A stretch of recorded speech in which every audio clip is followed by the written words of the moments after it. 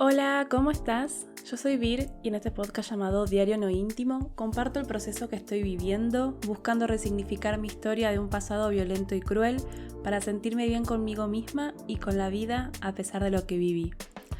Hoy voy a hablar sobre el modelo PERMA de Martin Seligman, que conocí sobre este modelo de una ONG que tuve como cliente y que se dedica a comunicar y difundir los beneficios de practicar mindfulness.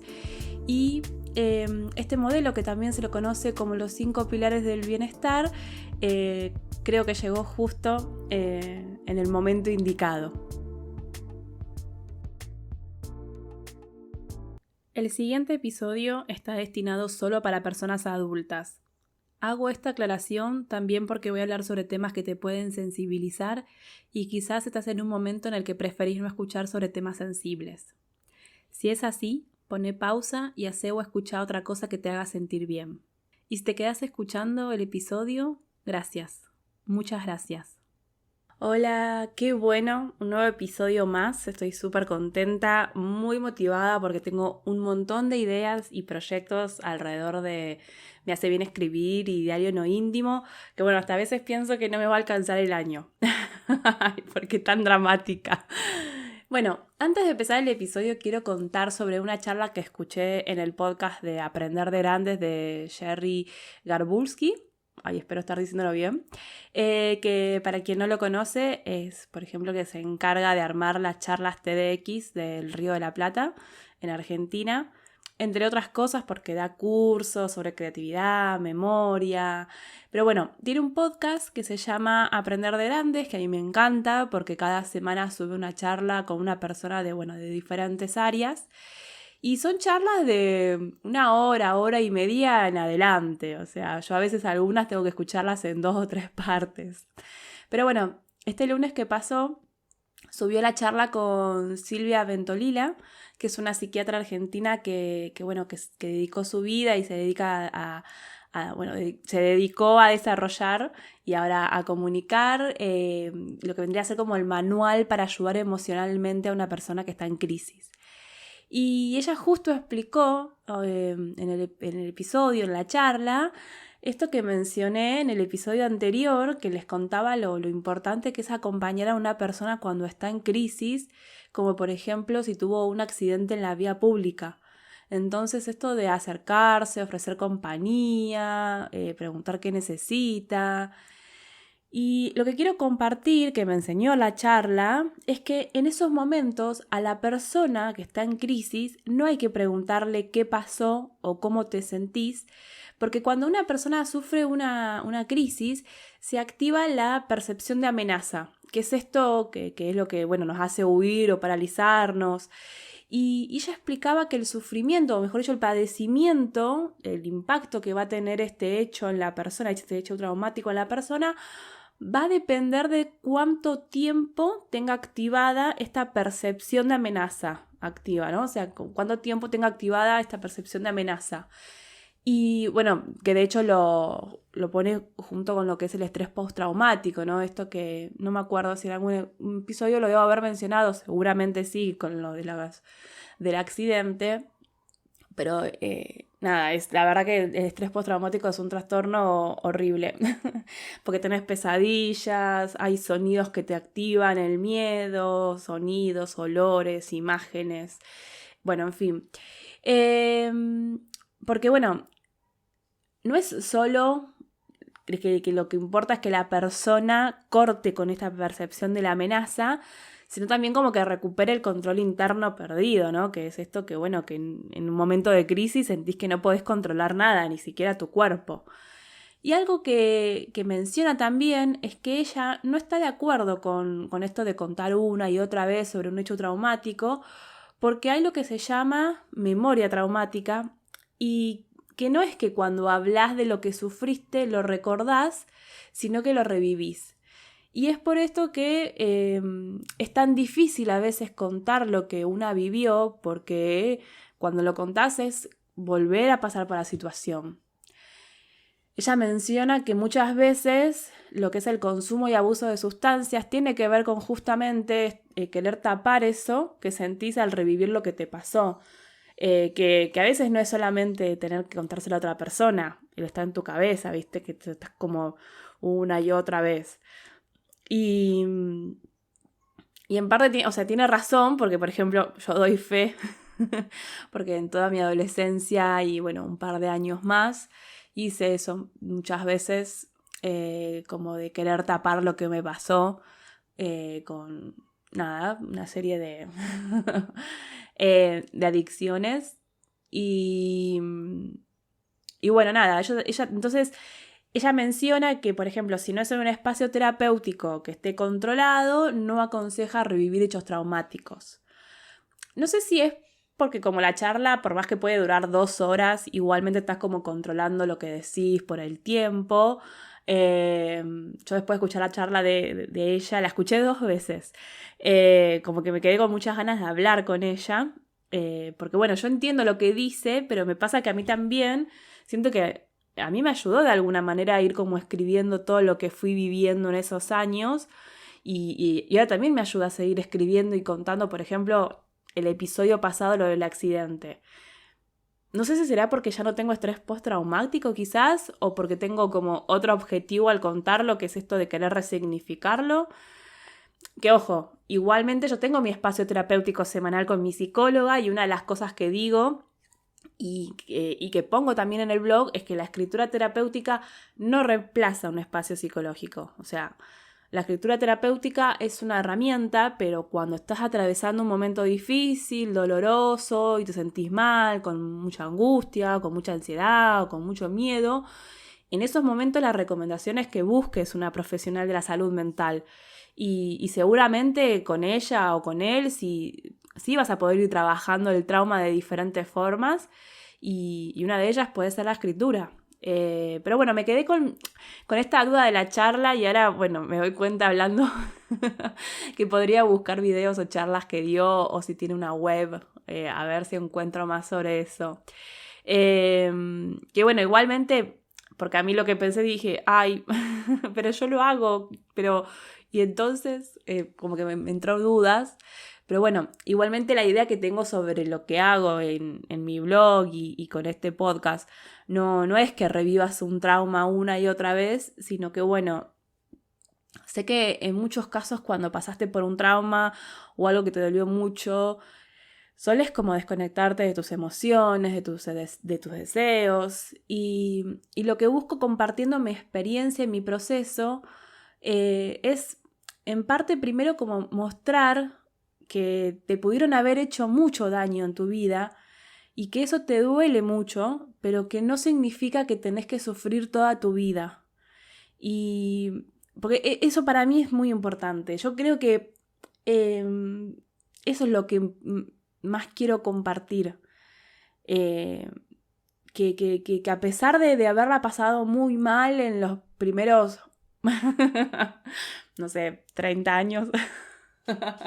No, bueno, fuera de broma, o sea, por más que la pude haber pasado muy mal en la niñez y en la adolescencia, 2 etapas muy importantes de la vida,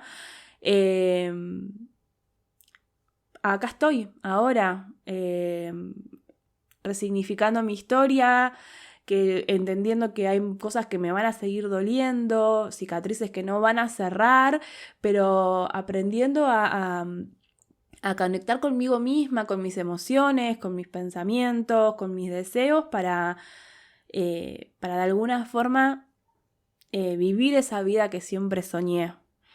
Y bueno, y en segundo lugar es como mostrar a la escritura como esa herramienta poderosa que nos ayuda en el camino del autoconocimiento. O sea, a mí me ayudó y me ayuda.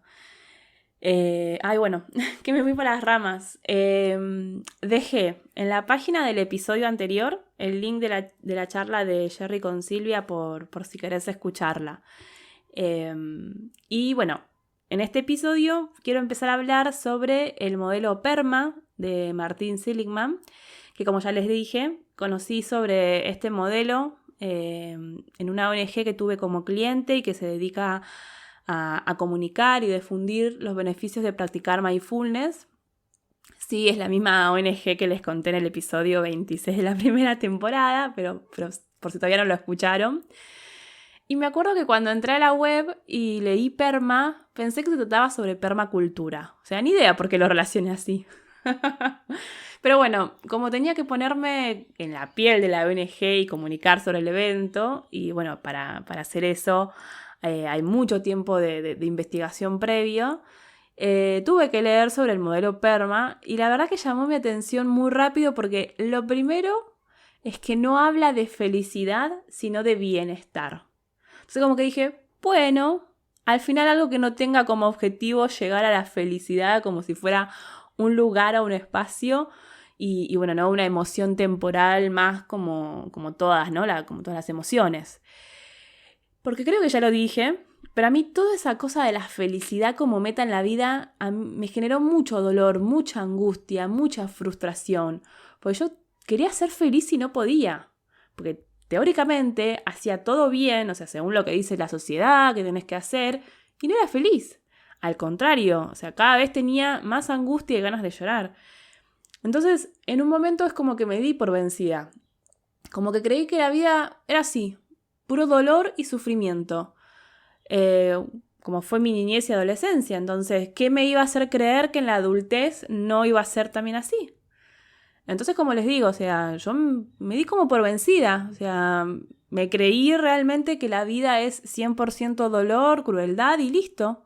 Es lo que toca y no importa lo que haga, no iba a cambiar, ¿no? Ahora, viendo y analizando mi vida para atrás, es como que me doy cuenta y digo, era tan predecible que terminé teniendo ataques de pánico. Porque toda esa angustia la iba acumulando y acumulando hasta, claro, terminar convertida en un volcán de angustia, traumas y cicatrices por todo lo que viví y que si bien cuando escribía en mis diarios íntimos o en el blog, descargaba y reflexionaba, no era suficiente. No era suficiente porque además de que, o sea, no era algo al que tampoco podía destinarle mucho tiempo, sino que no tenía las herramientas como para procesar todo lo que tenía adentro durante, o sea, años y años.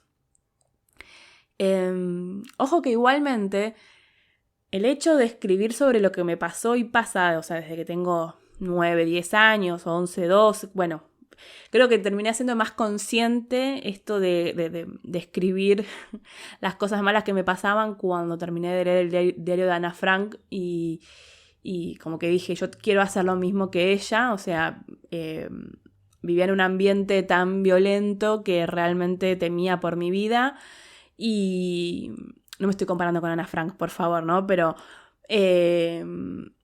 a lo que voy es esto, yo cuando leo el libro de Ana Frank es como que digo, yo también tengo que hacer esto. O sea, empezar a contar lo que está pasando en mi diario íntimo para que si me mata, por lo menos que quede registro de lo que yo vivía, de lo que pasó. Ese era mi imaginario, ¿no?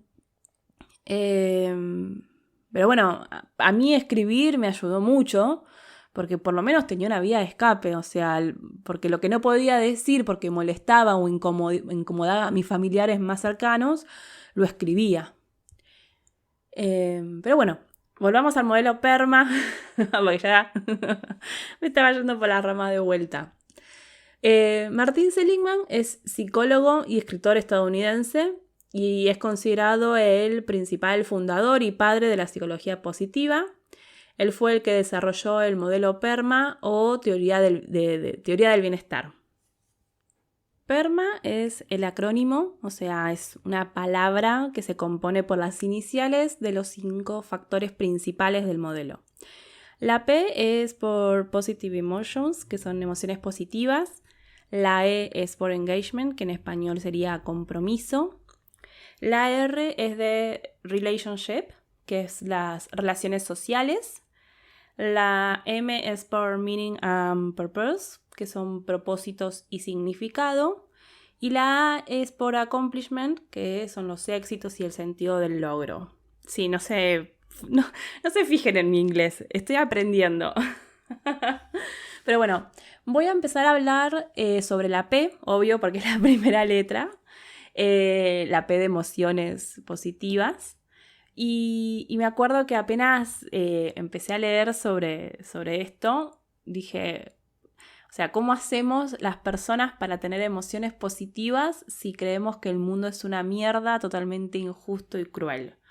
O sea, como que yo, o sea, lo iba leyendo, pero al mismo tiempo era como, qué difícil, va a ser muy difícil. Porque aparte, más si creemos que eso de la felicidad es algo que nunca vamos a tener o alcanzar porque, no sé, sentimos que vinimos al mundo a sufrir, que es esto que yo les decía que estaba como hiper segura que era así. Creo que también ya lo he contado, pero yo recién en febrero del 2018, o sea, van a ser 4 años en unas semanas, dije, o sea, no es que lo dije, sino que realmente lo sentí y empecé a creer que yo también me merezco que me pasen cosas buenas. Pero si no, antes de febrero del 2018, yo estaba segura que estaba creída que había venido al mundo a sufrir, que el mundo era una mierda, que el mundo era cruel, que el mundo es injusto y que nada. O sea, vivía en piloto automático creyendo eso, que había venido al mundo a sufrir. Por eso es como muy importante también como conectarte con tus emociones, por más que sean emociones así como esta que estoy diciendo yo, porque es como también, es como sería como el inicio de un ovillo de lana que después vas a tener que ir desarmando, pero cuando después podés ir a un espacio terapéutico con una psicóloga, con un psicólogo, nada, está buenísimo como poder decir esto, ¿no? No, sí, vengo porque creo que el mundo es una mierda. Pero bueno, cuando, no sé, la pasaste muy mal en tu vida, es totalmente entendible que cuando te hablan de emociones positivas, pongas caras de me estás cargando. Y bueno, nada, es lo que a mí me pasó.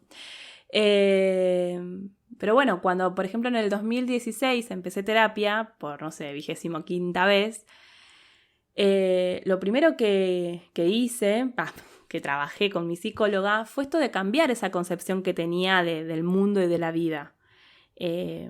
Y no fue fácil, porque yo empecé terapia en el 2016, porque en menos de 6 meses me había separado de mi pareja con 10 años de relación y se había muerto Pioja, que mi perra de 10 años, que bueno, después de 3 meses de lucharla contra un tumor en el cerebro.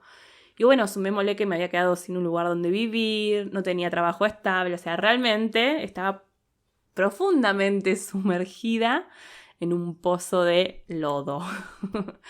Pero bueno, durante el 2017 fui como intentando ceder y valorar las cosas buenas que me habían pasado en los últimos años y lo que estaba viviendo en ese entonces.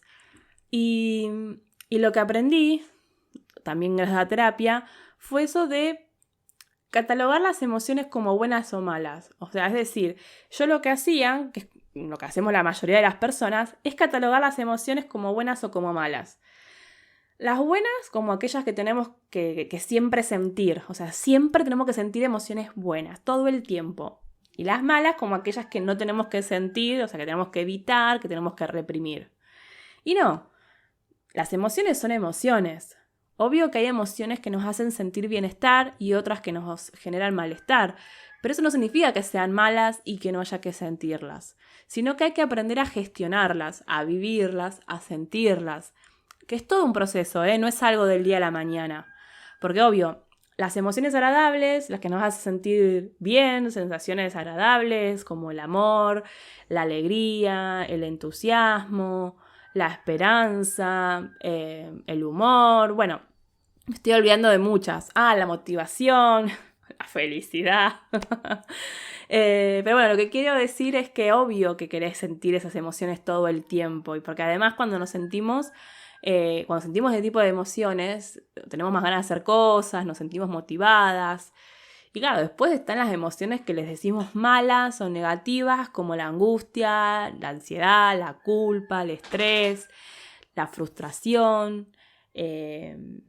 ¿Qué más? El miedo, la preocupación, la tristeza, el rencor, rabia, ira. Me causa gracia, me estoy riendo porque me parece que conozco más emociones negativas que positivas. En fin, Estas emociones que como son consideradas malas o negativas, evitamos sentir, pero son igual de normales y necesarias que las otras emociones, o sea, las llamadas positivas. Y capaz te estás preguntando, o sea, ¿te parece bien decir eso? O sea, ¿la angustia o la ansiedad son normales y necesarias?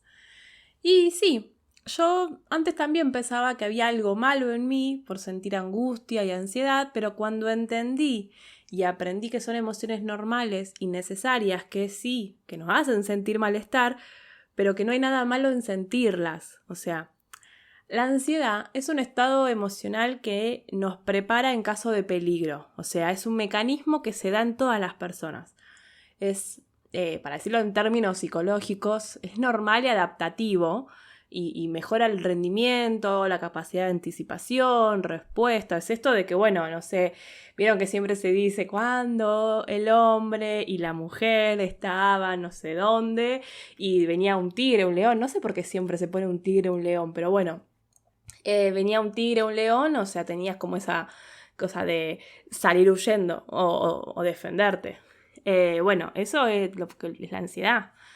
Y bueno, el tema está cuando deja de ser normal la ansiedad. O sea, que la ansiedad deja de ser normal cuando se convierte en una preocupación y tenés miedos intensos, excesivos, continuos, sobre todo ante situaciones cotidianas. O sea, y bueno, también esto de cuando la respuesta que da nuestro cuerpo y nuestra mente es desproporcionada o exagerada frente, bueno, a hechos que no suponen ninguna amenaza y bueno, cuando esto ocurre con demasiada frecuencia y bueno, por mucho tiempo, es cuando ya la ansiedad deja de ser normal y hay que atenderla. Por ejemplo, lo que conté cuando tuve ataques de pánico, cuando por ejemplo ese día en mi trabajo no pude salir del baño porque realmente tenía miedo. Y esa ansiedad empezó cuando a la mañana no me pararon 3 colectivos. Y eso para mí era como, no sé, o sea, era saber que ese día la iba a pasar mal en el trabajo porque iba a llegar 5 minutos tarde y esos 5 minutos tarde se iban a traducir en maltratos. Y bueno, en fin, el problema en ese momento no era la ansiedad en sí, el problema eran los maltratos y destratos en el trabajo.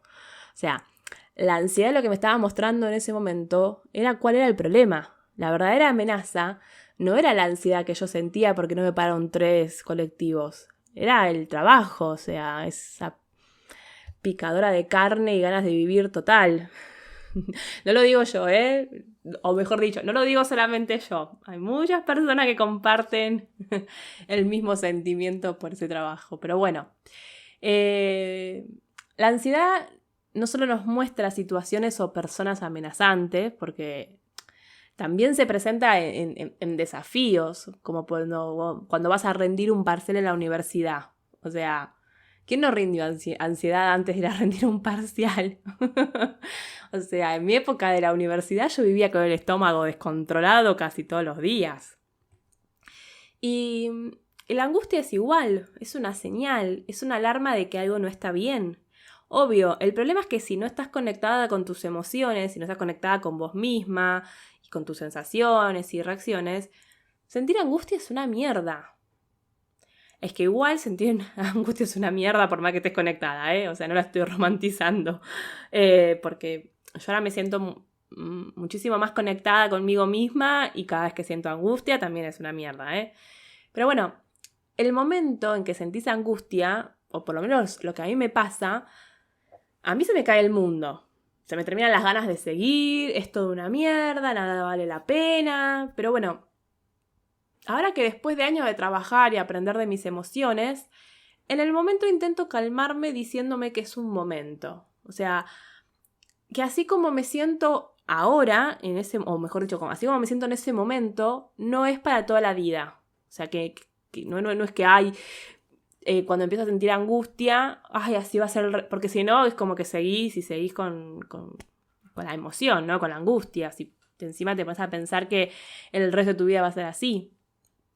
Yo, por ejemplo, lloro, puteo, abrazo a Pumba, me doy un baño y muchas veces escribo para descargar. Y en mi experiencia en los últimos años, tanto la ansiedad como la angustia fueron movilizadoras, o sea, como la alegría o la esperanza. O sea, yo tomé decisiones basándome en el malestar emocional que me ocasionaban personas o situaciones. Pero bueno, ¿cuál es el punto de emociones positivas del modelo PERMA? O sea, ¿es convertir las emociones negativas en positivas? Y no. O sea, la respuesta es no. Porque el bienestar no se alcanza reprimiendo emociones, sino aprendiendo a gestionar las emociones y las sensaciones que nos produce el malestar. Y sí, es un proceso de autoconocimiento y que muchas veces es doloroso y podemos sentir que no podemos solas y ahí ese es el momento cuando yo digo que en mi experiencia se debe pedir ayuda de una psicóloga o un psicólogo, porque justamente lo que se aprende en el espacio terapéutico son herramientas que nos permitan conocer cómo es el patrón de pensamientos y conducta que tenemos y cómo hacer para ir identificando y modificando poco a poco esos patrones que nos producen malestar. Y sí, eso lleva tiempo, no le voy a mentir. Pero bueno, para mí es el camino que elijo. Entonces, ¿cómo hacemos para sentir bienestar? Y lo primero es reconocer y aceptar que no podemos controlar todo lo que nos pasa en la vida. Pero lo que sí podemos hacer es hacernos cargo de que durante el día haya personas, cosas, situaciones que nos hagan sentir bien, que nos hagan sentir emociones agradables y sensación de bienestar. Porque, por ejemplo, yo no puedo controlar como pasó después de la ola de calor que hubo en Buenos Aires y gran parte de Argentina, que se cortó la electricidad durante 2 días. Yo no lo puedo controlar, porque no soy la dueña de la empresa de energía. Ya quisiera. O no, en verdad no. Debe ser un lío total, ¿no? Pero el primer día que se cortó la electricidad, la luz, la pasé re mal. Porque claro, encima era lunes. Yo tenía todo organizado porque justo era un comienzo de semana con muchas tareas laborales y me había pasado el fin de semana como armando tipo reloj suizo para cumplir con todas las obligaciones, reuniones, cursos, bueno. Entonces claro, se cortó la luz y me agarró un ataque de ira total. O sea, ira que se convirtió en llanto, en insultos, hasta que mi pareja me hizo ver que la estaba pasando mal sin sentido, porque yo no podía hacer nada para que vuelva la electricidad. O sea, no era algo que dependía de mí.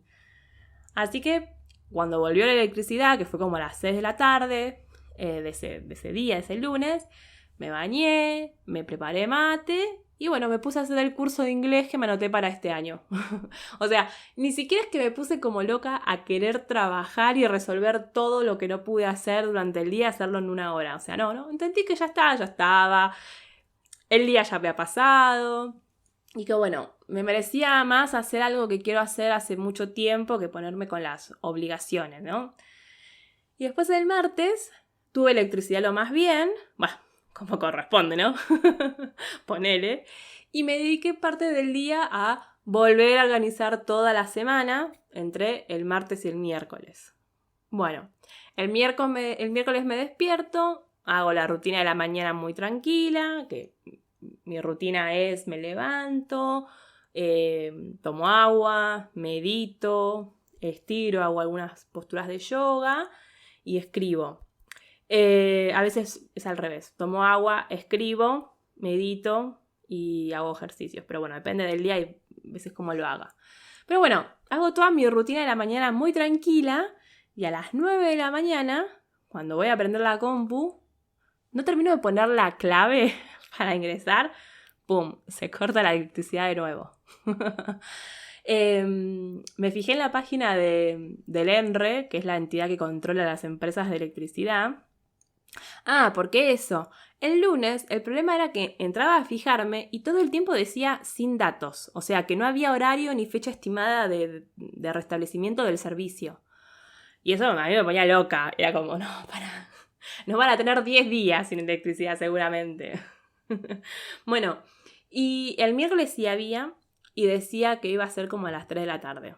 Así que agarré el teléfono, avisé de nuevo a mis compañeras de trabajo y clientes que estaba sin electricidad.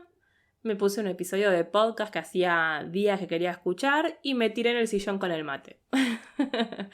Y después, por ejemplo, me puse a cortar verduras para hacer una lasaña. Obviamente cuando volví a la electricidad, porque acá en casa tengo todo eléctrico. O sea, no tengo gas natural ni uso gas envasado. Así que cuando se corta la luz, usamos el anafe que llevamos en los viajes, que nos sacan de apuro. Como por ejemplo para calentar el agua para el mate. Pero bueno, con todo esto que estoy contando, lo que quiero compartir es que esto mismo es lo que entendí de la letra P de PERMA y las emociones positivas. Ojo, no digo que sea fácil. O sea, en menos de 72 horas tuve 2 reacciones completamente diferentes ante una misma circunstancia que yo no podía controlar. Y no digo que la próxima vez que se corte la electricidad capaz vuelvo a putear y llorar, aunque bueno, lo que hice, por ejemplo, lo que hice el día después de estos 2 cortes fue como hacerme un orden de los libros, una lista de los libros que quiero leer y los podcasts que quiero escuchar en caso de que se corte la electricidad. O sea, es como un kit de emergencia emocional. ¿Por qué es eso? Es conocerse, identificar cómo reaccionás ante cada situación y conocerse para justamente tener a mano eso que te va a ayudar a pasar por el momento. Que ya les digo, puede ser una persona, un ser vivo, por ejemplo, como les digo yo, mi perra, Pumba, la rubia y Robin también, pero ellos son gatos y como que son ellos los que vienen a pedir mimo, yo no puedo hacer lo mismo. No hay una relación recíproca. Pero bueno, también un cuaderno para escribir, una playlist con temas para escuchar, un libro, un té preferido que te guste tomar. Y sobre eso se trata la letra E de PERMA, pero por hoy dejamos acá, porque, o sea, ya sé que quedan el resto de las letras de las palabras del método PERMA, pero bueno, voy a ir explicando en los próximos episodios, o sea, porque sí, seguramente sean más de uno, porque veo que tengo bastante para hablar de cada uno. No sé qué me hizo pensar que podía explicar los 5 pilares en media hora.